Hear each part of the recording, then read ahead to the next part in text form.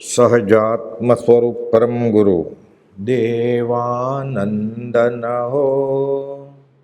राजचंद्र प्रभु प्यारा आकळी काळे हो। अमने उद्धरनारा वंदन विधि ना जाणू तोय चरणे आवी वळगू। अचल चरणनो आश्रय आपो। अचल चरणनो आश्रय आपो। मन राखो ना अळगू देवानंदन हो। राजचंद्र प्रभु प्यारा प्रमाद माशु पड्या रया छो। अपूर्व अवसर बाळो वर्तमान मार्ग खरे आ अनेक कंटक वाळो देवानंदन हो। राजचंद्र प्रभु प्यारा खसेड़ता काटा परिश्रमती अमने थाक चढ़े जे। अंतर आत्मा के प्रभु जाने अनुसरता न नडे देवानंदन हो।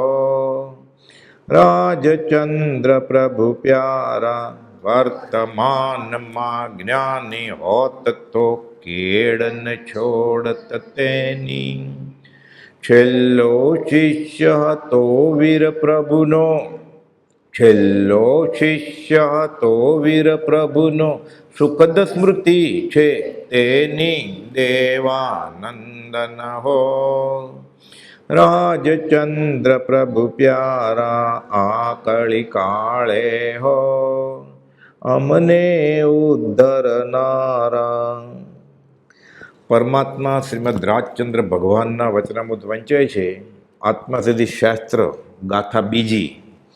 વર્તમાના કાળમાં મોક્ષ માર્ગ બહુલો વિચારવા આત્માર્થીને ભાખ્યો અત્ર ગોપ્ય।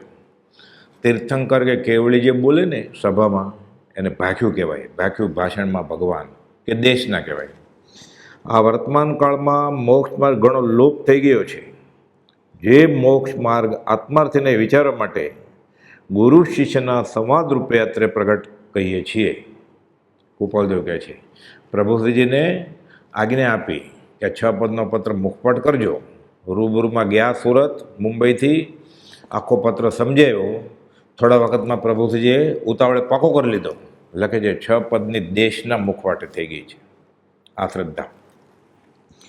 આદ્ય મંગળ કર્યા પછી આ શાસ્ત્રનું પ્રયોજન હવે પ્રગટ કરે છે। આદ્ય મંગળ કયું? જે સ્વરૂપ સમજ્યા વિના પામ્યો દુઃખ અનંત સમજાયું તે પદ નમું શ્રી સદગુરુ ભગવંત।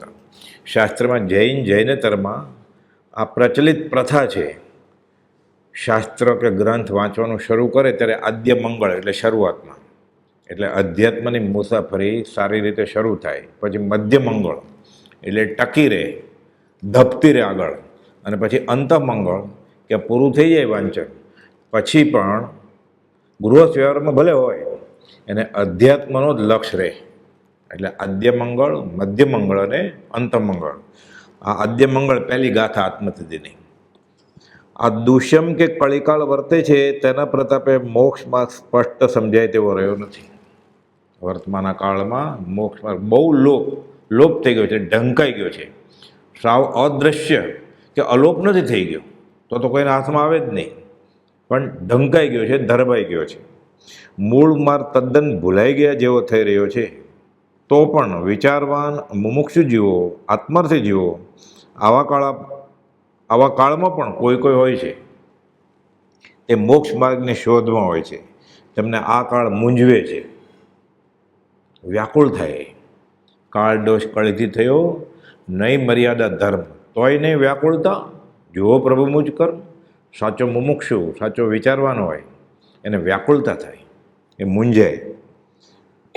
મોક્ષ માર્ગ સૂઝવા દેતો નથી તે મૂંઝવણ ટાળી તેવા જેઓને ઉપકાર થવા અર્થે વિચારવાનને વિચારવા આત્માર્થીને આત્માત્મનો વિચાર દ્વારા લાભ થવા આ શાસ્ત્રમાં મોક્ષ માર્ગ ખુલ્લો વગર ગોપ્ય પ્રગટ કર્યો છે।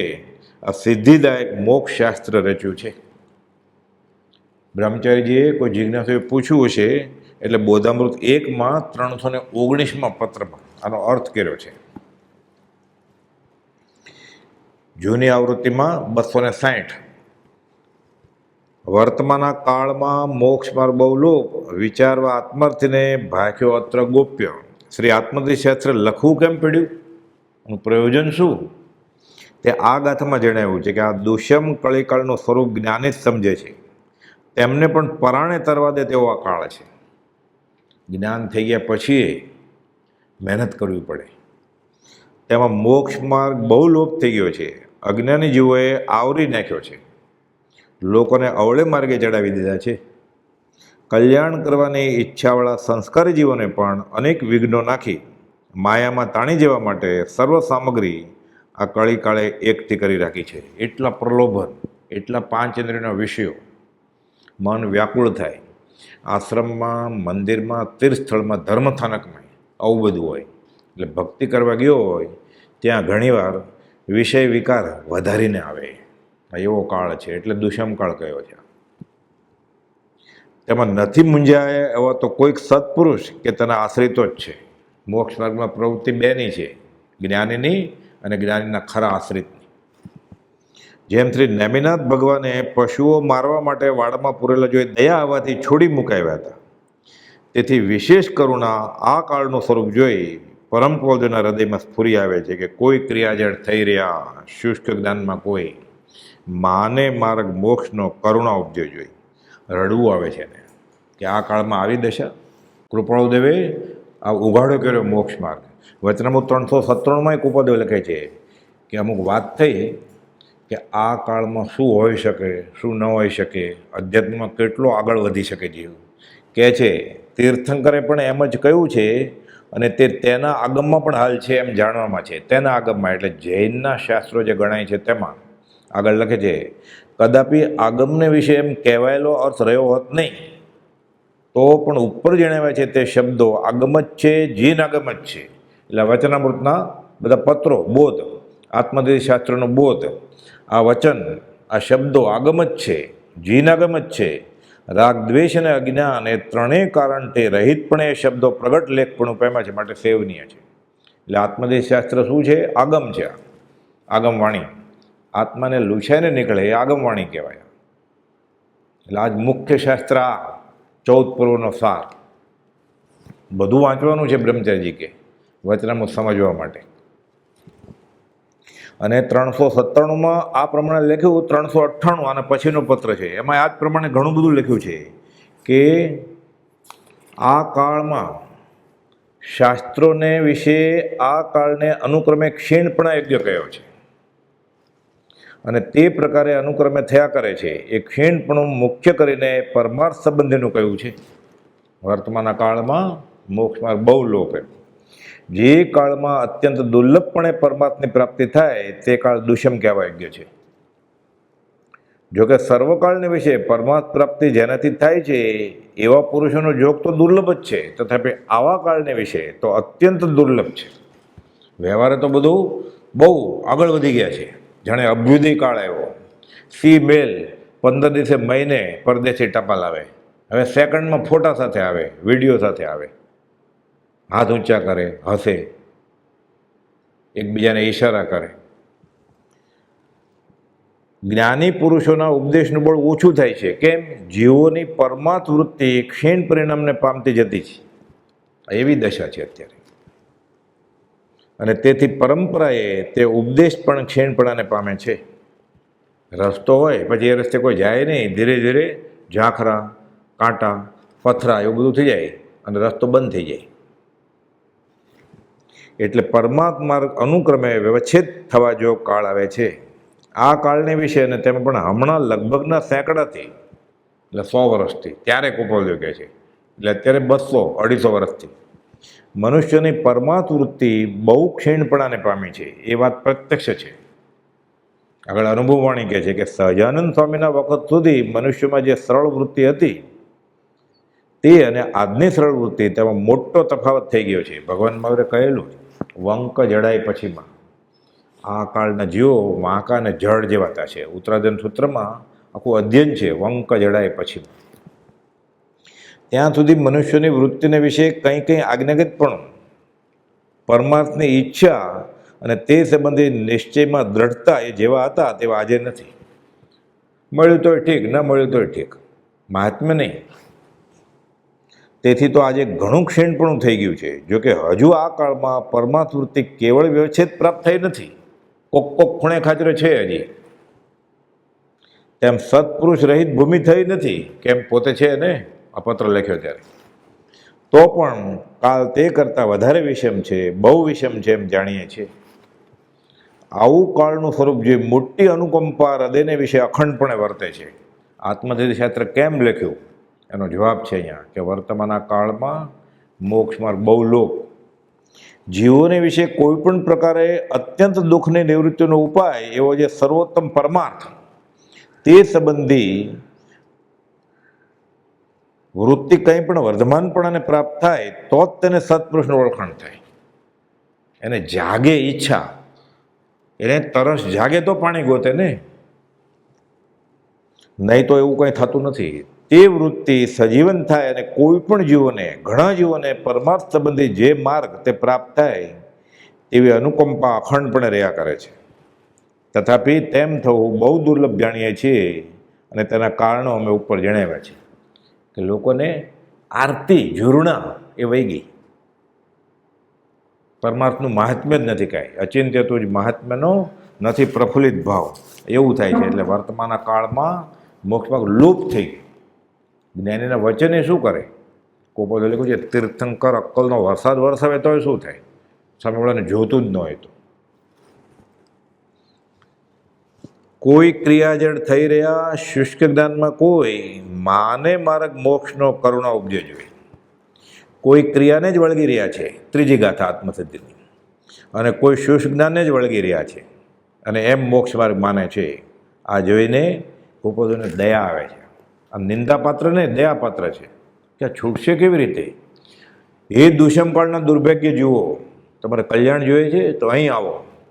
આ વિદ્યમાન વીર, આ વર્તમાન મહાવીર અહીંયા ઊભા છે. લોકો ભૂતકાળની ભ્રમણામાં ઓક સંજ્ઞાએ, સંપ્રદાય સંજ્ઞાએ, બાપ દાદા કરતા એ, કુળગુરુએ શીખવાડ્યું એ, અસદગુરુએ શીખવાડ્યું એ પ્રમાણે ધર્મ આરાધે છે. એટલે જ્ઞાનીને દયા આવે છે. ઉપર જણાવેલા આશયવાળો મોક્ષ માર્ગ જણાવતા પહેલાં જેમને તે મોક્ષ માર્ગ જણાવેલો છે તે શાને મોક્ષ માર્ગ માની રહ્યા છે તેની સમજૂતી આપવા તથા તેવા ભૂલ ભરેલા માર્ગને મોક્ષ માર્ગ માર્ગ પ્રત્યે જ્ઞાની ગુરુને દયા ઉપજે છે તે જણાવતા કહે છે કે જગતમાં ઘણા જીવોને તો મોક્ષ માર્ગની કાંઈ પડી જ નથી. કોઈને તેની ગરજ જાગે તો યમ નિયમ આદિ ક્રિયાની દોડમાં પડી આ ક્રિયાથી જ મોક્ષ થશે, જ્ઞાન આદિની જરૂર નથી એમ માને. છતાં તેથી તેમને મોક્ષ મળે તેમ નથી, એટલે તેમને ક્રિયા જડ કયા, દયાપાત્ર ગણાવ્યા. અને કોઈ અધ્યાત્મ શાસ્ત્રો પોતાના સ્વચ્છંદે વાંચી લઈ, પોતાની રુચિને અનુસરીને જ્ઞાનની શુષ્ક વાતો દ્વારા મોક્ષ માર્ગ કલ્પી રહ્યા છે. તેમને પણ સુગતિ કે મોક્ષ પ્રાપ્ત થનાર નથી એમ જાણી જ્ઞાની પુરુષને દયા ઉપજે છે. આનો અર્થ એ બ્રહ્મચાર્ય કર્યો છે કે કોઈ ક્રિયાજળ થઈ રહ્યા શુષ્ક જ્ઞાનમાં કોઈ માને માર્ગ મોક્ષનો કરુણા ઉપજે જોઈ. આમ તેમનું હૃદય રડી ઉઠ્યું. તેના ફળરૂપ શ્રી આત્મસિદ્ધિ શાસ્ત્રમાં સ્પષ્ટ માર્ગ જે લોપ થઈ ગયો હતો તે પ્રગટ કર્યો છે. સત્પુરુષના પરમ ઉપકારનો જીવે વિચાર જ કર્યો નથી, કારણ કે તેટલા વૈરાગ કે ઉપશમ વગર તેનો ઉપકાર સમજાય ક્યાંથી? એની ઈચ્છા જ નથી તો, જૂર્ણા જ નથી તો. પાણીમાં બેભાન તણતો માણસ હોય તેને પાણીના વેગનું જોખમ ખેડી કોઈ જીવના જોખમે બહાર ખેંચી લાવે, પૂરમાં તણાય છે, અને સારવાર કરી તેને જાગૃત થવાના ભાનમાં આવવાના પ્રયત્ન કરે ત્યારે તે જાગે. પણ જ્યાં સુધી તે તારનારને ઓળખે નહીં ત્યાં સુધી શું ઉપકાર માને? પછી એને ખબર પડે કે તું ડૂબતો તો, તણાઈ જતો તો, તને તાર્યો, પછી કેવો અનુભવ આવે કે આટલો ઉપકાર કર્યો.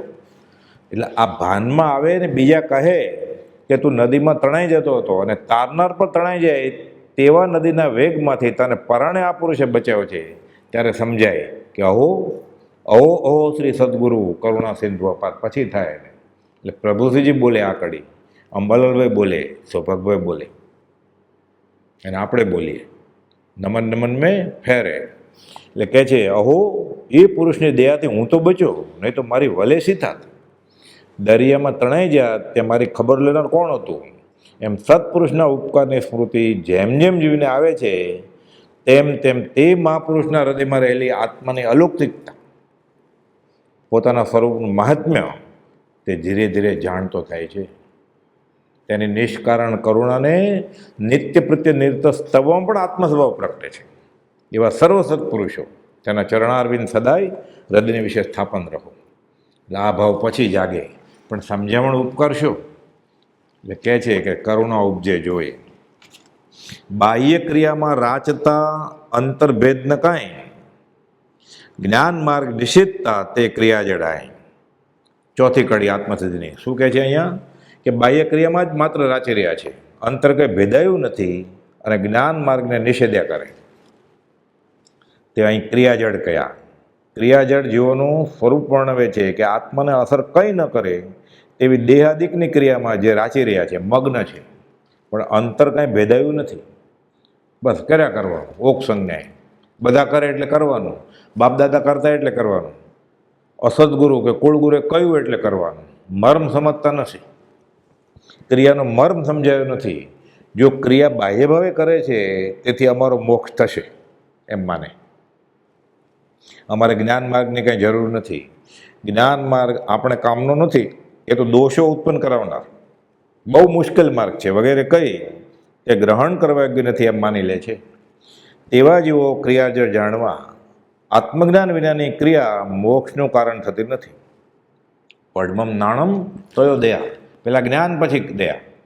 ખબર જ નથી, પોતાની દયા નથી, એને તો ધર્મ કેવી રીતે કરે? એટલે કહે છે કે આત્મજ્ઞાન વિનાની ક્રિયા મોક્ષનું કારણ થતી નથી, પણ ક્રિયાનો આગ્રહ જેને છે તેવા ક્રિયાજળ જીવો બાહ્ય ક્રિયાથી જ મોક્ષ થાય એમ એકાંતે માને છે. એટલે ન કરવી એમ નહીં, કરવાની, પણ સદગુરુ લક્ષ્ય કરવાની.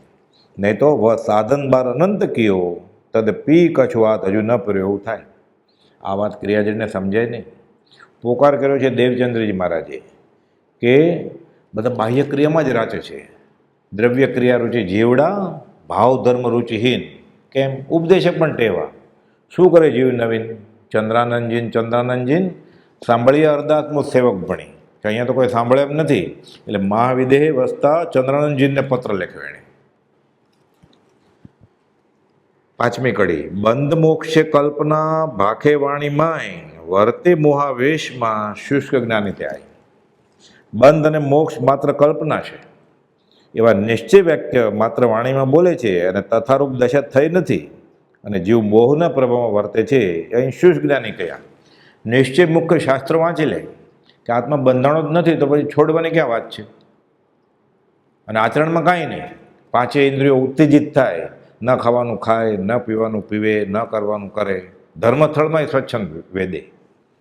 બીજા પ્રકારના જગતમાં એવા જીવો હોય છે કે જેમને સદગુરુનો યથાર્થ યોગ કે તેના ચરણ કમળની ઉપાસનાનો લાભ મળ્યો જ નથી.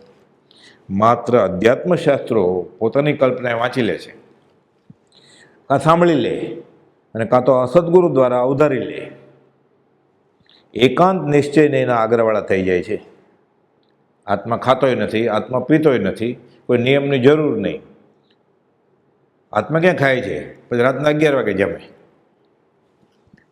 તે કહે છે કે બંધ જીવને થવો સંભવે નહીં. આકાશ જેમ કશાથી બંધાતું નથી તેમ અરૂપી એવો જીવ તે બંધાય કેવી રીતે? છતાં એમ કહે છે આ બધા મિથ્યામતી છે. કૃપાલદેવ કહે છે બંધ જેને થઈ જ ન શકે તેને મોક્ષ થવાનું કહેવું કલ્પનારૂપ છે. એમ કે બંધાયો નથી તેને છૂટવા માટે કંઈ કરવાનું હોય જ નહીં. આવી કલ્પનાઓ કરી ગમે તેવા અનાચારમાં મોહને વશ બની પ્રવર્તતા આવા જીવો આંચકો ખાતા નથી. પોતે બગડ્યા, બીજાને બગાડે, પામે તેનો સંગ, એ પાછળ ડૂબે બધા. પણ કર્મ તેમની કલ્પનાથી ન બંધાય તેમ તો નથી કંઈ. જીવ માને કે ન માને, કર્મ તો એ પ્રમાણે બંધાતા જાય. તેથી કુમાર્ગે પ્રવૃત્તિ અધોગતિમાં જાય તેવા કર્મ બાંધનારા શુષ્ક જ્ઞાનીઓ છે. એમાં એક ભેદ છે, ક્રિયાજળ હોય ને એ અંશે થોડું ઘણું પુણ્ય બાંધે. આ શુષ્ક જ્ઞાની તો મૂળ જ્ઞાનીની પૂર્ણ જ્ઞાનીની આશા જ ન જ કરે. એમ જાણી જ્ઞાની પુરુષને બંને પ્રકારના અજ્ઞાની જીવોની કરુણા ઉપજે છે. છઠ્ઠી કડી, વૈરાગ્ય આદિ સફળ તો જોશો આત્મજ્ઞાન તેમજ આત્મજ્ઞાનની પ્રાપ્તિના નિદાન. એટલે વૈરાગ્ય ત્યાગ આદિ જો સાથે આત્મજ્ઞાન હોય તો સફળ, સોનામાં સુગત. અર્થાત મોક્ષની પ્રાપ્તિના હેતુ છે જ ત્યાગ ને વૈરાગ્ય. અને જ્યાં આત્મજ્ઞાન ન હોય ત્યાં પણ જો તે આત્મજ્ઞાનને હેતુએ કરવામાં આવે તો તે આત્મજ્ઞાનની પ્રાપ્તિના હેતુ છે. કેમ કે ત્યાગ અને વૈરાગ ન હોય તો ધર્મ પ્રગટે જ કેવી રીતે? આ તો પ્રાથમિક ભૂમિકા છે. આ બંને પ્રકારના ધર્મને નામે પ્રવૃત્તિ કરતા જીવોને એટલે ક્રિયાજળને અને શુષ્ક જ્ઞાનીને પોતાના દોષોનો લક્ષ કરાવી સ્યાદવાદ જે સત્ય માર્ગ છે, અનેકાંતવાદ કે જ્ઞાન ક્રિયાભ્યામ મોક્ષ, જ્ઞાન અને ક્રિયાથી બંને ભેગા થાય પછી જ મોક્ષ થાય. એકલા જ્ઞાનથી ન થાય, એકલી ક્રિયાથી ન થાય. તે સમજાવવા કહે છે કે ગુરુ ઓળખવા ઘટ વૈરાગ્ય, તે ઉપજવા પૂર્વિત ભાગ્ય. એવા પૂર્વના સંસ્કારે જેને વૈરાગ આદિ સુસંપત્તિ પ્રાપ્ત થઈ છે અને ક્રિયા માર્ગમાં પ્રવર્તે છે તેણે આત્મજ્ઞાનરૂપ ફળ વૈરાગ આદિ કારણો સેવી મેળવવું ઘટે છે. જે એમ માને છે કે અમને આત્મજ્ઞાન પ્રાપ્ત થયું છે, અમારે કોઈ પ્રકારના વ્રત નિયમ આદિ બંધનમાં હવે પ્રવર્તવાની જરૂર નથી, તેવા શુષ્ક જ્ઞાનીને શિખામણ દે છે કે તમારું અંતર તપાસીને જુઓ કે વૈરાગ આદિથી જે ચિત્ત શુદ્ધિ આત્મજ્ઞાન થવા માટે જરૂરી છે તે સંપત્તિ તમને પ્રગટી છે કે કારણ પણ હજી નથી પ્રાપ્ત થયું. તે પહેલાં આત્મજ્ઞાનરૂપ કાર્ય માત્ર કલ્પનાથી જ માની લીધું છે. એટલે આવું થાય. વૈરાગ આદિ આત્મજ્ઞાનની પ્રાપ્તિના કારણ છે, તે જ્યાં ન હોય તો આત્મજ્ઞાનરૂપ કાર્ય ઘટતું નથી. કારણ હોય તો કાર્ય નિપજે ને. એટલે ગોપાલજીએ સિદ્ધાંત મૂક્યો છે કે સમ્યક દર્શનનું મુખ્ય લક્ષણ વિતરાગતા છે. અને ખરેખર આત્મજ્ઞાન થયું હોય તો જ્ઞાનનું ફળ તો વિરતિ છે. એટલે સહેજે ત્યાગ વૈરાગ હોય જ. માટે કારણ પ્રથમ પ્રાપ્ત કરો. કયું કારણ? ત્યાગ અને વૈરાગ્ય. સાતમી કડી, ત્યાગ વિરાગના ચિત્તમાં થાય ને તેને જ્ઞાન, અટકે ત્યાગ વિરાગમાં તો ભૂલે નિજ પાન. જેના ચિત્તમાં ત્યાગ અને વૈરાગ આદિ સાધનો ઉત્પન્ન થયા ન હોય તેને જ્ઞાન થાય નહીં. અને જે ત્યાગ વૈરાગમાં જ અટકી જાય અને આત્મજ્ઞાનની આકાંક્ષા રાખે નહીં તે પોતાનું ભાન ભૂલે. અર્થાત અજ્ઞાનપૂર્વક ત્યાગ વૈરાગ આદિ હોવાથી તે પૂજા સત્કાર આદિથી પરાભવ પામે અને આત્મા ચૂકી જ જાય. કુપાલદેવ 693માં પત્રમાં બોધ્યું છે કે ક્રિયાજળની દશા કેવી થાય અને શુષ્ક જ્ઞાનની ક્રિયા કેવી થાય. બંનેને ચેતવ્યા છે કે જ્ઞાન માર્ગ દુરારાધ્ય છે. પરમ અવઘાટ દશા પામ્યા પહેલાં તે માર્ગે પડવાના ઘણા સ્થાનક છે. વચનામૃત 693. સંદેહ, વિકલ્પ, સ્વચ્છંદતા, અતિ પરિણામીપણું એ આદિ કારણો વારંવાર જીવને તે માર્ગે પડવાના હેતુ થાય છે. પછી બહુ વાંચે ને પછી સંદેહ આવે નહીં, કે વિકલ્પ આવે કે આમ નહીં ને આમ, અથવા ઉર્ધ ભૂમિકા પ્રાપ્ત થવા દેતા નથી. અને ક્રિયામાર્ગે અસદ અભિમાન કે હું બહુ આગળ નીકળી ગયો છે ધર્મમાં, કેટલું બધું કરું છું. વ્યવહારનો આગ્રહ આમ જ હોવું જોઈએ. પછી વિધિ નિષેધમાં જ આખો દિવસ. વચનામૃત 702માં કૃપાલદેવે ભરૂચના અનુપચંદ મલુકચંદ શેઠને કહેલું કે આખો દિવસ વિધિ નિષેધમાં. જે આખા દિવસનો અલ્પ સમય ખાલી આપ્યો હોય 2-4 મિનિટ, અને એટલે આખું આમ જ ખેસ આમ રખાય, સોપારી આમ મુકાય, સાથીઓ આમ કરાય, ફૂલ આમ મુકાય, અગરબત્તી આમ કરાય, ધૂપ આમ કરાય, આરતી આમ ઉતારાય. એટલે પછી એટલો વ્યવહારનો આગ્રહ થઈ જાય કે ગજબ થઈ ગયો, થોડું આગળ પાછળ થાય તો. એટલે કે છે વ્યવહારનો આગ્રહ. સિદ્ધિ મોહ, પૂજા સત્કારાદિ યોગ ક્રિયા કરે, બહુજન સમાજમાં વખણાય એટલે પૂજા સત્કારાદિ યોગ એનો મોહ થાય પછી. અને દૈહિક ક્રિયામાં આત્મનિષ્ઠા આદિ દોષોનો સંભવ રહ્યો છે. પછી લાંઘણ ક્રિયા કરે અને કે તપશ્ચર્યા કરી પણ એ ઉપવાસ ન હોય, આત્મા તો ભૂલાઈ ગયો હોય. અને પછી પારણામાં ન ખાવાનું ખાય, ન પીવાનું પીવે, બીજાને એવું બધું ખવડાવે સ્વામી વાત્સલ્યમાં. એટલે મૂળ ધર્મની પ્રભાવ ન થવાને બદલે વિરાધ ના થાય. એટલે કહે છે કે આ માર્ગ નથી. માર્ગ કયો છે? અટકે નહીં ત્યાગ વૈરાગમાં, પણ આત્મજ્ઞાન ભણી પુરુષાર્થ કરે તે. જેના હૃદયમાં ત્યાગ વૈરાગનો વાસ નથી તેને આત્મજ્ઞાન થતું જ નથી મૂળમાં તો. માટે જેણે આત્મજ્ઞાન પ્રાપ્ત કરવું હોય તેણે તેના કારણો ખૂટતા હોય તે મેળવી લેવા ઘટે છે, અને ત્યાગ વૈરાગ આત્મજ્ઞાનની પ્રાપ્તિના કારણો જે સેવતા હોય તેણે તે સાધનોને સાધ્ય માનવાની ભૂલ ટાળવી ઘટે. એટલે કૃતકૃત્ય નહીં થઈ જવાનું કે મેં આટલું કર્યું, એટલી આંબેલની હોળી કરી, પછી હોળી પતી જાય પછી સ્વાદ તો છોડ્યો જ ન હોય તો આંબેલ એને કારગત નીવડી નહીં ને. એટલે કહે છે કે સાધ્ય માનવાની ભૂલ ન કરવી સાધનને, કારણ કે તે આત્મજ્ઞાનને અર્થે ત્યાગ વૈરાગ ઉપાસવાના છે. કુપોલે કહ્યું છે 664માં પત્રમાં કે ત્યાગ પણ અકર્તવ્ય ભાવે કર્તવ્ય છે. એ સાધુ થવા માટે, ઉપાધ્યાય થવા માટે, આચાર્ય થવા માટે, ગચ્છાધિપતિ થવા માટે કે ગચ્છ સંપ્રદાય ટકાવવા માટે નહીં, આત્મા થવા માટે છે. આ બધું આત્મજ્ઞાનને અર્થે ત્યાગ વૈરાગ ઉપાસના છે. પણ ત્યાગ વૈરાગનો આગ્રહ કે અભિમાન જે સેવે તેને તે કારણો મળે આત્મજ્ઞાનરૂપ કાર્ય કરવું રહી જશે. તેની બધી ક્રિયાઓ લક્ષ્ય વગરના બાણ જેવી નિરર્થક નીવડશે. ગોપાલદેવે આ જ કડી અંગે વચનામૃત 506માં બોધ આપ્યો છે. પ્રભુશ્રીજી ઉપર પત્ર છે, ખાસ તો દેવકીજી મહારાજ માટે, કે ઉપદેશ બોધ પરિણમે પછી જ સિદ્ધાંત બોધ પરિણમે. એટલે જરૂરી છે બધું. ગૃહ કુટુંબ પરિગ્રહ આદિ ભાવને વિશે જે અહમતા મમતા છે અને તેની પ્રાપ્તિ અપ્રાપ્તિ પ્રસંગમાં જે રાગદ્વેષ કસાય છે તે જ વિપર્યાસ બુદ્ધિ છે. ત્યાગ વૈરાગ આવે પછી જીવને આનું મહાત્મ્ય ઓછું થઈ જાય, અહમભાવ મમત્વભાવ જાય, અને અહમતા મમતા તથા કશાય જ્યાં વૈરાગ ઉપશમ ઉદ્ભવે ત્યાં મંદ પડે છે. ત્યાગ અને વૈરાગની જરૂર છે. પછી અનુક્રમે ધીરે ધીરે અહમતા અને મમતા નાશ પામયુક્ત થાય છે. ગૃહ કુટુંબાદી ભાવને વિશે અનાસક્ત બુદ્ધિ થવી તેનો વૈરાગ્ય.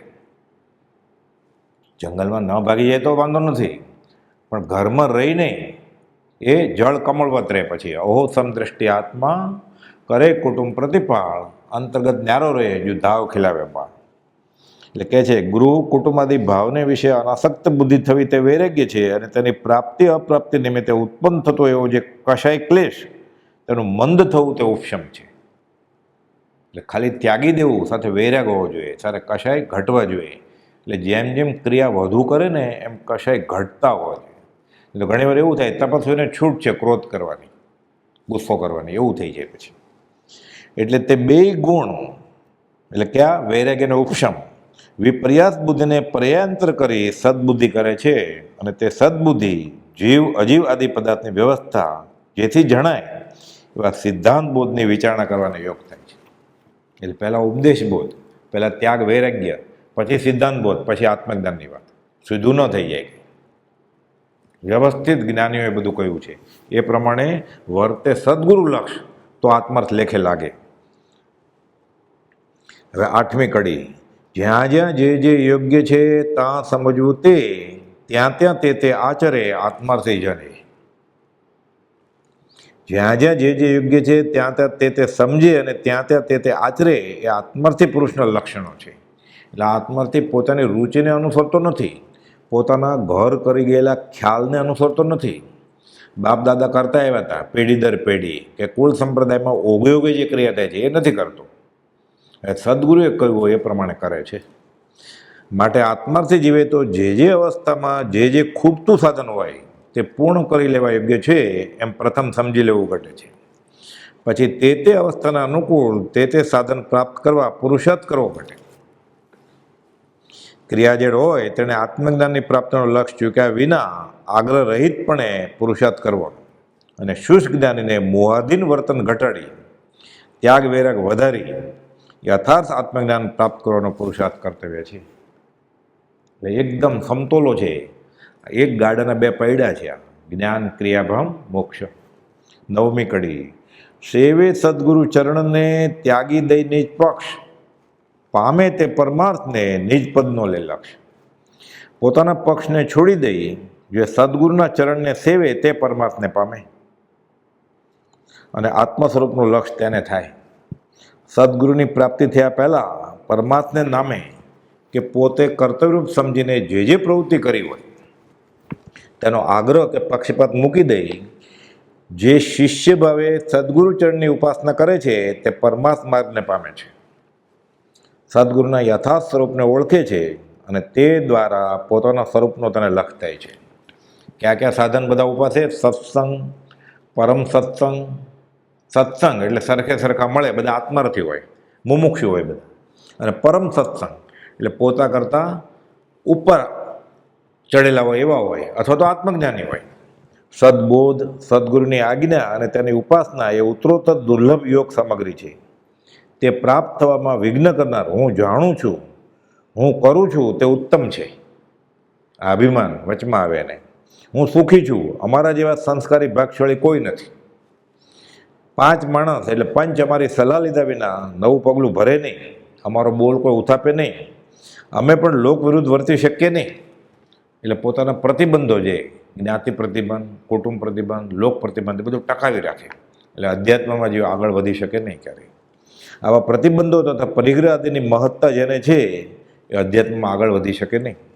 આ પ્રકારે નીચ પક્ષની કલ્પનાઓ તજી સદગુરુને સર્વાર્પણપણે ઉપાસે, તેની સેવા ભક્તિ આજ્ઞામાં મન સ્થિર થાય તો પરમાર્થ પ્રાપ્ત થાય.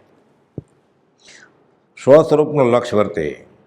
જે સદગુરુની ભક્તિને પ્રાપ્ત થવાથી સદગુરુના આત્માની ચેષ્ટા વિશે વૃત્તિ રહે, અપૂર્વ ગુણ દ્રષ્ટિગોચર થઈ અન્ય સ્વચ્છંદ મટે અને સહેજે આત્મબોધ થાય એમ જાણીને જે ભક્તિ એટલે સદગુરુની ભક્તિનું નિરૂપણ કર્યું છે તે ભક્તિને તે સત્પુરુષોને ફરી ફરી ત્રિકાળ નમસ્કારો.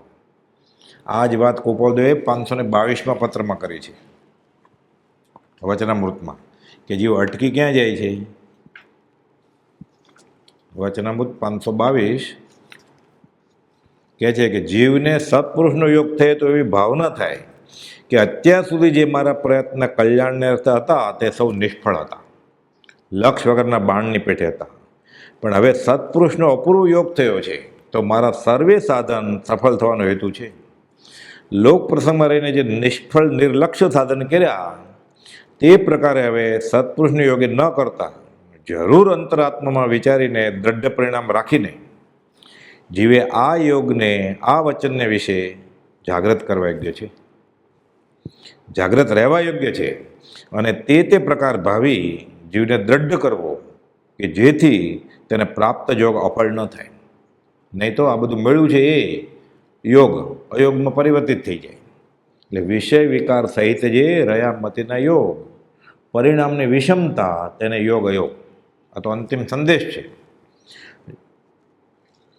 તે પ્રકાર ભાવી જીવને દ્રઢ કરવો કે જેથી તેને પ્રાપ્ત યોગ અફળ ન થાય અને સર્વ પ્રકારે એ જ બળ આત્મામાં વર્ધમાન કરવું કે આ યોગથી જીવને અપૂર્વ ફળ પ્રાપ્ત થવા યોગ્ય છે. તેમાં અંતરાય કરનાર શું? હું જાણું છું એ મારું અભિમાન. અને કુળ ધર્મને અને કરતા આવ્યા છે ક્રિયાને કેમ ત્યાગી શકાય? આવો લોકભય અને સત્પુરુષની ભક્તિ આદિને વિશે પણ લૌકિક ભાવ કે મને વ્યવહારિક ફળ મળો. એટલે જીવને અધ્યાત્મમાં હોય છતાં પણ અધ્યાત્મનું યથાર્થ ફળ મળે નહીં. અને આવું બધું ઈચ્છે ને આ નિયાણું તપ કહ્યું છે પાછું. અને કદાપી કોઈ પંચ વિષય આકાર એવા કર્મ જ્ઞાનીને ઉદયમાં દેખી. આમ તો ગોપાલદેવની દુકાન હતી, ગોપાલદેવને ઘર બહાર હતું. એવો ભાવ પોતે આરાધવાપણું એ આદિ પ્રકાર તે અનંતાનુબંધી ક્રોધ માન માયલોપ છે. બહુ ચેતવાનું છે પાછું. એટલે પોતાની બુદ્ધિએ એ પ્રમાણે નક્કી કરી લેવાનું નથી. 10મી કડી આત્મજ્ઞાન સમદર્શિતા વિચરે ઉદય પ્રયોગ અપૂર્વવાણી પરમ સ્રોત સદગુરુ લક્ષણ યોગ્ય. સદગુરુના લક્ષણ અહીંયા કયા છે? આ જ ગાથાને સરળ રીતે ગોપાલદેવ વચનામૃતમાં સમજાવી છે. સ્વરૂપ સ્થિત, ઈચ્છા રહિત, વિચરે પૂર્વ પ્રયોગ. બાકીનો ભાગ સરખો જ છે કે અપૂર્વવાણી પરમ સ્રોત સદગુરુ લક્ષણ યોગ્ય. આત્મજ્ઞાનને વિશે જેમની સ્થિતિ છે એટલે પરભાવની ઈચ્છા જે રહિત થયા છે તથા શત્રુ મિત્ર હર્ષ શોક નમસ્કાર તિરસ્કાર આદિ ભાવ પ્રત્યે જેને સમતા વર્તે છે. માત્ર પૂર્વે ઉત્પન્ન થયેલા એવા કર્મના ઉદયને લીધે જેમને વિચરવા આદિની ક્રિયા છે પૂર્વ પ્રયોગે વિચરે. સ્વરૂપ સ્થિત, ઈચ્છા રહિત, વિચરે પૂર્વ પ્રયોગ. અજ્ઞાની કરતાં જેની વાણી પ્રત્યક્ષ જુદી પડે છે અપૂર્વ વાણી અને ષડ દર્શનના તાત્પર્યને જાણે છે તે સદગુરુના ઉત્તમ લક્ષણો છે. બ્રહ્મચારીએ લંબાણમાંનો અર્થ કર્યો છે કે જે સદગુરુની ભક્તિ ઉપાસનાથી અપૂર્વ લાભ થાય છે તેમના લક્ષણો હવે જણાવે છે કે જ્ઞાની પાસેથી જ્ઞાન પ્રાપ્ત થઈ શકે માટે પ્રથમ સદગુરુનું લક્ષણ આત્મજ્ઞાન છે, આત્મજ્ઞાન. બીજું સમદર્શિતા. બીજું લક્ષણ સર્વાત્મા સમદ્રષ્ટિ દો. આ વચને હૃદય લખો. એ સંભાવપૂર્વક જેનું વર્તન કે અંતચર્યા છે તે લોભ આદિ કારણે જેનું વિચારવું નથી. તો શા માટે વિચરે છે? પણ પૂર્વે બાંધેલા કર્મની માત્ર પ્રેરણા પ્રમાણે જ વર્તે છે. આ ત્રીજું લક્ષણ. કશાય રહિત તથા આત્મજ્ઞાન સહિત અનુભવને આધારે જેમની વાણી નીકળે છે. કશાય રહિત અને અનુભવ સહિતની. શાસ્ત્રમાં નથી અને સાંભળ્યામાં નથી, છતાં અનુભવમાં આવે તેવું જેનું કથન છે. અંતરંગ સ્પૃહા નથી એવી જેની ગુપ્ત આચરણા છે. વચનામાં 76માં ગોપાલે લખ્યું છે. આ આત્મજ્ઞાની કહેવાય, આ સત્પુરુષ કહેવાય. આ ચોથું લક્ષણ કહ્યું. સર્વમાન્ય સર્વધર્મ સમંત છય દર્શનના સારરૂપ જેનું શાસ્ત્ર જ્ઞાન છે.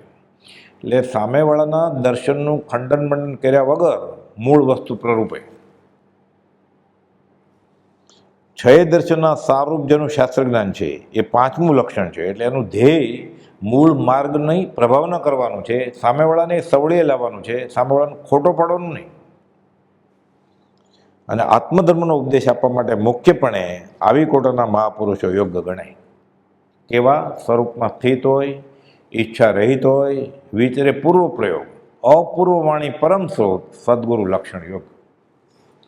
11મી કડી. પ્રત્યક્ષ સદગુરુ સમ નહીં પરોક્ષ જીન ઉપકાર. એવો લક્ષ્ય થયા વિના ઉગેના આત્મવિચાર. એટલે જ્યાં સુધી જીવને પૂર્વકાળે થઈ ગયેલા એવા જીનની વાત ઉપર જ લક્ષ્ય રહ્યા કરે અને તેનો ઉપકાર કયા કરે, જેથી પ્રત્યક્ષ આત્મભ્રાંતિનું સમાધાન થાય એવા સદગુરુનો સમાગમ પ્રાપ્ત થયો હોય, તેમાં પરોક્ષ જીનોના વચન કરતાં પણ મોટો ઉપકાર છે. તેમ જે ન જાણે તેને આત્મવિચાર જ ઉત્પન્ન ન થાય. આ બહુ બળવાન બોધ છે આ. પણ જીવ ગાતો હોય અને તંબુરાને તાલે ગાતો હોય એટલે ઉપયોગ ન રહે કે પ્રત્યક્ષ સદગુરુ સમ નહીં. એટલે ગોપાલદેવ જેવો પરોક્ષજીનો ઉપકાર, આકાશી ભગવાનનો મારો પર ઉપકાર નથી, આવો લક્ષ્ય નહીં થાય ત્યાં સુધી સંકિત નહીં, આત્માનો વિચાર જ નહીં. સદગુરુના યોગ વિના સતદેવ અને સદધર્મનું સ્વરૂપ સમજાવવું મુશ્કેલ હોવાથી પ્રત્યક્ષ સદગુરુના અવલંબનની જરૂર સર્વે સ્વીકારી છે જૈન જૈનેતરમાં. અને પ્રત્યક્ષ એટલે સામે હાથ પગવાળો હોય કે ન પણ હોય, પ્રત્યક્ષ એટલે જેણે આત્મા અનુભવ્યો છે એની વાણી. અને અનન્ય શ્રદ્ધા પ્રગટ્યા વિના સદગુરુનો ઉપદેશ પરિણમે નહીં એમ હોવાથી અને ધર્મ પ્રાપ્તિનું કારણ એવો સદવિચાર કે આત્મવિચાર પણ યથાર્થ ઉદ્ભવતો નહીં હોવાથી પ્રત્યક્ષ સદગુરુનો સર્વોપરી ઉપકાર સમજવા સમજાવે છે. ભૂતકાળમાં થઈ ગયેલા જીન તીર્થકોનો ઉપકાર ગાયા કરે, ઓળખતો તો છે નહીં પાછો, સમજાવવાનો ઉપકાર શું? અને વર્તમાનમાં સમ્યકત્વના કારણભૂત સદગુરુના તરફ દુર્લક્ષ રાખે તેવા જીવોને શાસ્ત્ર અભિનિવેશ આદિ કારણે આત્મવિચાર કે કલ્યાણનું કારણ પ્રાપ્ત થવું અશક્ય છે. સર્વજ્ઞને પણ સમ્યક દ્રષ્ટિપણે ઓળખાય તો સફળ છે. વચનામૃત 504માં લખ્યું છે ગોપાલદેવે. હમણાં જોઈએ આપણે કે જીન પ્રવચન દુર્ગમ્યતા થાકે અતિમતિમાં અવલંબન શ્રી સદગુરુ સુગમ અને સુખાણ. જોઈએ જ અધ્યાત્મમાં દીવે દીવો થાય પામેલો પમાડે. શાસ્ત્રમાં કહેલી આજ્ઞાઓ પરોક્ષ છે અને તે જીવને અધિકારી થવા માટે કહે છે. મોક્ષ થવા માટે જ્ઞાનીની પ્રત્યક્ષ આજ્ઞા આરાધવી જોઈએ. આ વચનામૃત 212મી કોલમ છે. આ વાત સમજવા અને તેથી થતો અપૂર્વ લાભ દર્શાવવા પછી આગળ સદગુરુનું મહાત્મ્ય કહે છે 12મી કડીમાં. પણ આ 11મી કડીમાં શું કહ્યું કે સદગુરુનો ઉપકાર પરોક્ષ જીન કરતાંય મારા ઉપર વધારે છે. સુભગભાઈ આ ગાથાનો અર્થ કર્યો છે, માર્મિક રીતે અમલભાઈ આ ગાથાનો અર્થ કર્યો છે.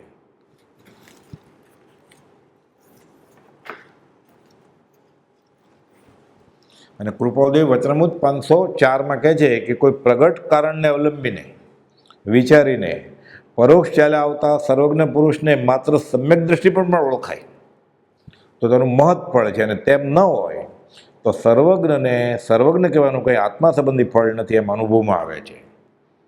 એમ વાંચ્યું છે એમ નહીં, એમ અનુભવમાં આવે છે. કૃપાલદેવ કહે છે પ્રત્યેક સર્વજ્ઞ પુરુષને પણ કોઈ કારણે વિચારે અવલંબને સમ્યક દ્રષ્ટિ સ્વરૂપપણે પણ ન જાણ્યા હોય, સામે ઊભા છે, તીર્થંકરના સમોથણમાં ગયો છે આ જીવ, અને સમ્યક દ્રષ્ટિ સ્વરૂપપણે પણ ન જાણ્યા હોય તો તેનું આત્મ પ્રત્યે ફળ નથી. સાચા રત્નોથી સમોવસણમાં જઈ તીર્થંકરની આરતી ઉતારી, એને ખબર નહોતી હું કોની આરતી ઉતારું છું, એટલે પોતાની આરતી ધ્યાન ઉતર્યું નહીં. તેનું આત્મ પ્રત્યે ફળ નથી. પરમાર્થથી તેની સેવા અસેવાથી જીવને કંઈ જાતિભેદ થતો નથી, માટે તે કંઈ સફળ કારણ રૂપે જ્ઞાની પુરુષે સ્વીકારી નથી એમ જણાય છે. એટલે આત્મ પ્રત્યે ફળ ન થાય એટલે કે લાભ તો થયો જ નહીં ને. ચપટી પૂર્ણ બાંધે અનાદિકાલથી શુભ અશુભમાં તો રખડે જ છે. તે શુભાશુભ છેદતા ઉપજે મોક્ષ સ્વભાવ. વચનામૃત 527માં કહ્યું છે કે શ્રી મહાવીર સ્વામીથી હાલનું જૈન શાસન પ્રવર્ત્યું છે. પ્રશ્ન છે, તેઓ વધારે ઉપકારી કે પ્રત્યેક હિતમાં પ્રેરનાર અને અહિતથી નિવારનાર એવા અધ્યાત્મ મૂર્તિ સદગુરુ વધારે ઉપકારી? આ પ્રશ્ન કોણે પૂછ્યો? માકુભાઈએ, માણેકચંદ ઘેલાભાઈએ. એ પ્રશ્ન માકુભાઈ તરફથી છે. અત્ર એટલો વિચાર રહે છે, ગોપાલદેવ કહે છે કે મહાવીર સ્વામી સર્વજ્ઞ છે અને પ્રત્યક્ષ પુરુષ આત્મજ્ઞ સમ્યક દ્રષ્ટિ છે. અર્થાત મહાવીર સ્વામી વિશેષ ગુણ સ્થાનકે વર્તા હતા એની ના નહીં. મહાવીર સ્વામીની પ્રતિમાની વર્તમાનમાં ભક્તિ કરે એટલા જ ભાવથી પ્રત્યક્ષ સદગુરુની ભક્તિ કરે. એ બેમાં હિતયોગ્ય વિશેષ કોણ કહેવા યોગ્ય છે? તેનો ઉત્તર તમે બંને વિચારીને સવિસ્તર લખશોજી. કોણ બંને? સૌભાગભાઈ અને ડુંગરસિંહ ગોસળિયા. પ્રસંગ બનેલો છે. એક ભાઈએ બ્રહ્મચારીને પ્રશ્ન પૂછ્યો કે સવારનો નિત્યક્રમ હું ઘરે કરું છું ત્યારે જે બધી ભક્તિ આવે, 6 પદનો પત્ર આવે, માળા આવે, એ બધું ગોપાલજીના ચિત્રપટ સામે કરું અને પછી સ્તવનો આવે ને એ હું રસમનાથ ભગવાનના ચિત્રપટ સામે કરું તો કાંઈ વાંધો નહીં ને? એટલે બ્રહ્મચારીજી સહજ જ જવાબ આપે છે કે કૃપાલજીએ કહ્યું જ છે અમારામાં ને વિતરાગમાં ભેદ ગણશો નહીં. હું બીજો મહાવીર છું એમ કહ્યું છે એટલે કશો ભેદ રાખવો જ નહીં કે. એટલે શું જવાબ?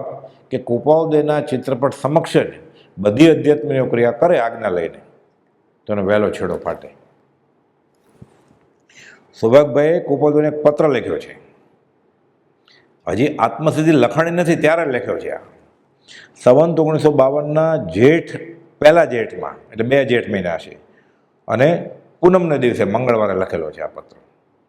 તત્કાલ મોક્ષમાં છે, સાયલન્સથી જે પ્રગટ થાય છે હૃદય સખા શ્રી સૌભાગ, એ પુસ્તકમાંય છે. તત્કાલ મોક્ષમાંય છે. એમાં શું લખ્યું છે કે પરમ પૂજ્ય તરણ તારણ બોધ સ્વરૂપ પરમાત્મા દેવ સાહેબ શ્રી સજાત્મ સ્વરૂપ જગતનો ઉદ્ધાર કરનાર ગોપાલદેવની ચિરંજીવી ઘણી અજો મુંબઈ બંદર, એમ કરીને પછી લખે છે 44 વર્ષ મોટા છે સૌભાગભાઈ. કેવી શ્રદ્ધા અને કેવો ઉપકાર વિદાય છે એને, આકાશી ભગવાન કરતાં વધારે. એ લખે છે કે સાયલેથી લિખિતન આપનો આજ્ઞાકિત સેવક સૌભાગના નમસ્કાર વાંચજો. આપનું પત્તું દન 2 પહેલાં આવેલ તેની પહોંચ લખી છે. વિરમગામથી કાગળ લખવાનો જોગ બને તો કૃપા કરશો. આ જીવ અનંતકાળથી આ રખડે છે. હવે લખે છે માર્મિક. હજી આ 11મી કડીનો અર્થ પ્રત્યક્ષ સદગુરુ સમ નહીં પરોક્ષ જેનો ઉપકાર એવું લક્ષ્ય થયા વિના ઉગે ન આત્મવિચાર. સૌભાગભાઈનો અર્થ આત્મસિદ્ધ નથી લખાણી ત્યારથી જાણે છે. લખે છે પૂર્વે જે જ્ઞાની થઈ ગયા તેનું ભજન અને તેની વાણીના શાસ્ત્ર ઉપરથી પોતાની અક્કલે ચાલ્યો પણ સંસારમાંથી છૂટ્યો નહીં કંઈ. વર્તમાન જ્ઞાની પુરુષ વિચરે છે તેમને કોઈક જીવ ઓળખી જાય અને તેમને આશરે થઈ જાય. અગર કોઈના વિશ્વાસી માણસને કહેવાથી આશરે થઈ જાય તો તેનું કલ્યાણ થાય કે નહીં?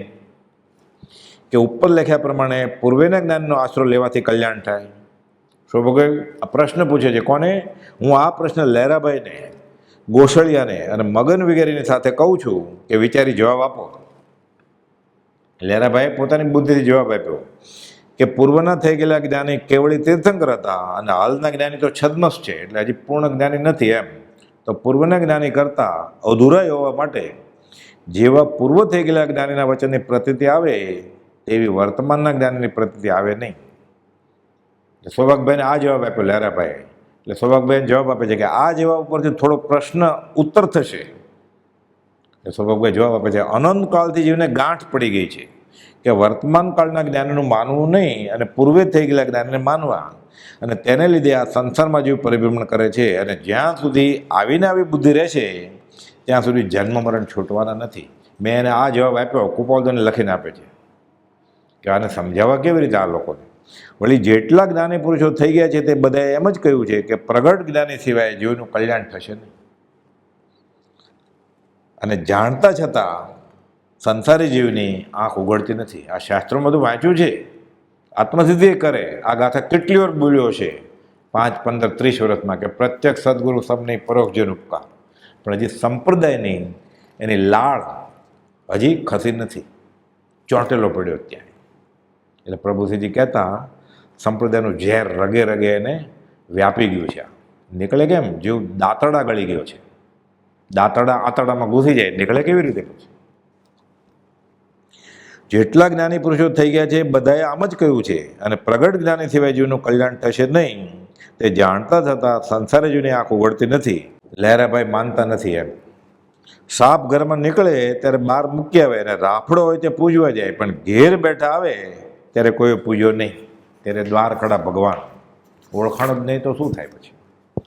કઠણ કાળમાં અનંતકાળે આવો જોગ બન્યો છે. આજે કુપોલજો મળ્યા એ ને સંસારી જીવ વિચાર કરતા નથી.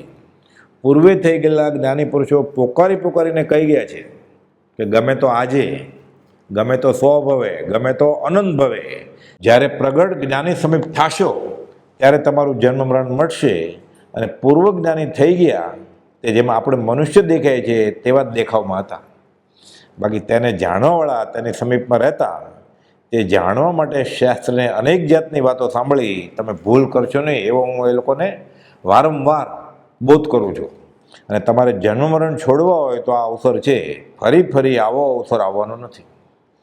આવો સુગમ ઉપાય બીજો કોઈ નથી. બધાય જ્ઞાની પુરુષો પ્રગટ આ પ્રમાણે કહી ગયા છે. અવસર બેર નહીં આવે. ત્યાં હું કરું છું, પછી તમારી મરજી હોય તો તમે એમ કરો તો ચાલો. પણ આ વાત અપૂર્વ છે, વારંવાર વિચારવા જેવી છે. તો મુમુક્ષુ જે હશે તે વિચારશે. આવું બધું લખી તો કોઈ કુપોલજોને મોકલે છે. પછી કહે છે આપ તો સંસારમાં છો તો પણ વિતરાગ છો. પણ જગતના જીવોના કલ્યાણ અંગે જેમ ઠીક થાય તેમ વિચાર હવે તો થોડા વખતમાં થાય તો સારું. તો હું ભભક જોતો જાઉં. તમે આ બધું પડી મેલો સંસાર અને માર્ગને પ્રભાવ ન કરો, હું તમારી સાથે. આ કાગળમાં જે જ્ઞાન વિશેની વિગત લખી તે બરાબર બેસતી લખવા કરવાની મારામાં સત્તા નથી કે ભાષાના પૂતગલ મારી આગળ નથી. તમે તો જ્ઞાની છો, વિતરાગ છો, તમે વ્યવસ્થિત રીતે લખો અને અંબાલાલને મોકલો એટલે ચોપડીમાં છપાય, એટલે વચનામૃતમાં આવે એમ. તો આત્મસિદ્ધિ લખી અને 11મી કડી લખી અંબાલાલભાઈને કહ્યું પ્રત બનાવો, અને ચોપડીમાં આવી. કઈ? પ્રત્યક્ષ સદગુરુ સમ નહીં પરોક્ષ જેનો ઉપકાર, એવો લક્ષ્ય થયા વિના ઉગેના આત્મવિચાર. જો આપને ઠીક લાગતું હોય તો માણસ સમજી શકે તે આકારમાં કાગળ એક લખી અહીં મને મોકલો. અગર ખંભાત આપ બીડો તો ચોપડીમાં છપાય. એટલે કુપોલજોની હયાતીમાં જ વચનામૃત બનવા માંડેલું. અને આ વાત ચોપડીમાં છાપા જેવી છે. પ્રથમ કાગળમાં આ વાત દર્શાવી હશે તો ભલે, તમે પહેલાં આવું તો કહ્યું છે કે, પણ વારંવાર ઉપદેશ આપવો જોઈએ. જેમ આપની મરજી હોય તેમ કરશો. પહેલાં કહે છે એમ કરજો, પછી કહે છે આપની મરજી હોય એમ કરશો. ગોસળિયાના નિશ્ચય ઉપર વૃત્તિ ઘણી છે કે બધી વાત કરે છે, નિશ્ચયની જ વાત કરે છે. અને પોતે કેવળી છે એમ પોતાને માન્યતાનો કેપ હશે. જે હોય એ કે લખે છે લિખિતના આજ્ઞાકિત સેવક સૌભાગના દંડવત નમસ્કાર વાંચોજી. પછી લખે છે કે ગોસળિયા તથા લહેરાભાઈ તથા મગન તથા લાલચંદ તથા ત્રંબકલાલ તથા મણિ વગેરેના નમસ્કાર વાંચોજી. પછી બધાના નામ સાથે લખે કે એ નમસ્કાર તો કરે જ છે તમને. હવે આ ગાથાના અર્થ અંબાલાલભાઈએ કર્યા. આ સત્સંગ સંજીવનીમાં છે કે પ્રત્યક્ષ સદગુરુ સમ નહીં પરોક્ષ જેનો ઉપકાર, એવો લક્ષ્ય થયા વિના ઉગેના આત્મવિચાર. અને આ પત્ર લખી કુપોલજોને મુંબઈ મોકલે. પછી પૂજ્ય અંબાલાલભાઈએ આત્મસિદ્ધિ શાસ્ત્રની ગાથાઓના અર્થ કરેલા છે, જે તેઓના હસ્તાક્ષરમાં પણ મળ્યા છે. પરમ કુપોલજોને તપાસ અર્થે પણ મોકલેલા. તેઓને કુપોલજો પર કેવી શ્રદ્ધા હતી તે તેઓએ કરેલ શ્રી આત્મસિદ્ધિ શાસ્ત્રની આ 11મી ગાથાના અર્થ પરથી પ્રગટ જણાય છે. લખે છે પૂર્વે ઋષભાદી જીન થયા છે તે વર્તમાને પરોક્ષ છે. અનંત 24 થઈ ગઈ. ના ઋષભનાથ ભગવાન તો માનવા જોઈએ તો એની પહેલાં તીર્થંકર એને કેમ નહીં માનવાના? ના મહાવીર સ્વામીને માનવા પડે તો પરમાત્મા ભગવાન તો એની પહેલાં થઈ ગયા, એને કેમ નહીં માનવાના? તેઓના વચનનો આશય જો પોતાની કલ્પના અનુસાર સમજે છે અને તેને શાસ્ત્ર કંઈ રોકી શકે નહીં. અને જીનનું સ્વરૂપ કલ્પિત જેવું પોતાને સમજાય છે, અથવા જીનના બાહ્યપણામાં જીનની માન્યતા થાય છે. પછી શું કરે? જે જીન દેહ પ્રમાણ અને સમવસણ આદિ સિદ્ધિ એ જીનનું વર્ણન સમજે અને પોતાની બુદ્ધિ ત્યાં જ રોકી રાખે. આ તો મતાસીના લક્ષ્યમાં ગોપાલદેવે કહ્યું છે, આગળ આવશે. એકાંત દ્રષ્ટિ અથવા તો ઉન્મત્તા આદિ માત્ર પ્રત્યેક સદગુરુ જ રોકી શકે. જીનનું અને આત્માનું યથાર્થ સ્વરૂપ પણ સદગુરુ સમજાવી શકે અને શુદ્ધાત્મા પદને વિશે સ્થિતિ પણ સદગુરુ જ કરાવી શકે. માટે પરોક્ષ એવા જે જીન તે કરતાં પણ પ્રત્યેક સદગુરુનો ઉપકાર મોટો છે. અંબાલાલભાઈ અર્થ કરે છે કે પ્રત્યેક સદગુરુ સમ નહીં, પરોક્ષ જીન ઉપકાર. પૂર્વે જીન પ્રત્યક્ષ મળ્યા ત્યાં પણ પરોક્ષ જીનની આસ્થા રાખી, તેથી આ જીવને ઉપકાર થયો નહીં. પહેલાં આવું જ કરેલું એણે. એવું જ અત્યારે પણ કરી રહ્યો છે. જેમ પ્રત્યેક સરોવરનું જળ છોડી દે, કોઈ ઠેકાણે પૂર્વે સાગર હતો તેનું વર્ણન કર્યા કરે. આમ તો તરસ્યો થયો છે, ગયો સરોવરને કિનારે, પછી પસલી ભરવા જાય છે, પછી વિચાર કરે છે કે પહેલાં અહીંયા મહાસાગર હતો, આ તો નાનું સરોવર છે. તો તે તૃષાતુર જ રહે, એની તરસ બુજાવવાની નથી, છીપાવવાની નથી. તે મુજબ જે પ્રત્યેક સદગુરુને યોગે પરોક્ષ જીન પ્રત્યે આગ્રહ કરે તે આત્મભ્રાંતિયુક્ત રહેશે. અને પરોક્ષ જીનનો આગ્રહ કરવામાં જીવને પોતાનું માન મોડવું પડતું નથી અને પોતાની પૂજ્યતા રહે છે. એટલે આવું કર્યા કરે, શાસ્ત્રની વાતો કર્યા કરે. પ્રત્યેક સદગુરુની આજ્ઞાએ વર્તવામાં જીવને પોતાનું માન મોડવું પડે. એ કૃપાલદેવ પોતે અંબાલાલભાઈને આરતી નહોતી કરવા દીધી, તો અત્યારે કોઈ ગુરુ થાય એ પોતાના શિષ્યને આરતી કેમ કરાવવા દઈ શકે? ન કરાવવા દઈ શકે જો આત્મજ્ઞાન હોય તો. પણ માનવું પડે ને કૃપાલદેવનું. એટલે પછી એવી વાત કરે જ નહીં કાંઈ. એટલે પછી જે કરતો હોય એ કરે, પોતાની રુચિને પોષે અને પામે તેનો સંગ એ બધા બુડે ભવમાંય. અને પૂજા સત્કારાથી ગાળવા પડે પછી, જો પ્રત્યેક સદગુરુને માને તો, કે અહમભાવ મમતભાવ છોડવો પડે. ભક્તનો કરતા છે માટે મારો છે એમ ન માનવું પડે જો આત્મજ્ઞાની હોય તો, સત્પુરુષ હોય તો. આ ઠેકાણે જીનનું કંઈ ન્યૂનપણું કહેવાનો હેતુ નથી. અહીં જે પ્રત્યેક સદગુરુને નહીં આરાધવાળું માન વર્તે છે તે જ આત્માર્થને રોકનાર છે અને તે જ આ ગાથાનો મર્મ છે. ષષ્ઠી શતકમાં ગુરુને શિષ્ય પૂછ્યું કે હે ભગવાન, એટલે ગુરુ ભગવાન, તીર્થંકર જેવા બીજા કોઈ ઉપકારી હશે? ગુરુએ જવાબ આપ્યો કે 10 વૈકાલિક સૂત્રમાં એમ કહ્યું છે કે કોઈ મુમુક્ષુ સદગુરુના ઉપદેશથી કેવળજ્ઞાન પામે અને સદગુરુ હજી પોતે છદ્મસ્તપણે હોય તો પણ તે કેવળી એવા સદગુરુનો વિનય વંદનાદિ કરે. કેમ? તેઓનો મહત ઉપકાર વેદાય છે. જે સદગુરુ ઉપદેશથી પામ્યો કેવળ જ્ઞાન, ગુરુ યા છદ્મસ્ત પણ વિનય કરે ભગવાન, એવો માર્ગ વિનય તણો ભાગ્યો થઈ વિતરા. જે કેવળી ભગવાન તીર્થંકરને વંદન ન કરે અથવા તો બીજા કેવળીને વંદન ન કરે, એટલે શાસ્ત્રમાં એમ લખ્યું છે કે કેવળી કેવળીને કે કેવળી સમોસણમાં જાય ત્યારે તીર્થંકરને વંદન ન કરે એવો વ્યવહાર નથી. તે કેવળી ભગવાન પણ છદ્મસ્ત છતાં પોતાના ઉપકારી એવા સદગુરુનો વિનય નમસ્કાર કરે. એટલે આ પ્રત્યેક સદગુરુ સમ નહીં, પરોક્ષ જીવન ઉપકાર, એનો અર્થ. કેમ? જે સદગુરુ ઉપદેશથી પામ્યો કેવળ જ્ઞાન, ગુરુ રહ્યા છદ્મસ્ત પણ વિનય કરે ભગવાન. એટલે ગુરુનું આ મહાત્મ્ય છે. એટલે ખરેખર ગુરુ ભગવાન કરતાં મોટા જ છે, કહેવા માટે નહીં, એમ જ છે. આ ગણિતની ફોર્મ્યુલા છે. અને આ નહીં થાય શું? કે પ્રત્યેક સદગુરુ સમ નહીં. એટલે કૃપાલો જો મારો ઉપકાર ભૂતકાળમાં થઈ ગયેલા અનંત જ્ઞાનીઓ કરતાં વધારે છે એવું થશે ત્યારે કામ થશે. એ બાકીની ગાથા અવસરે લેશું. સહજાત્મ સ્વરૂપ પરમ ગુરુ.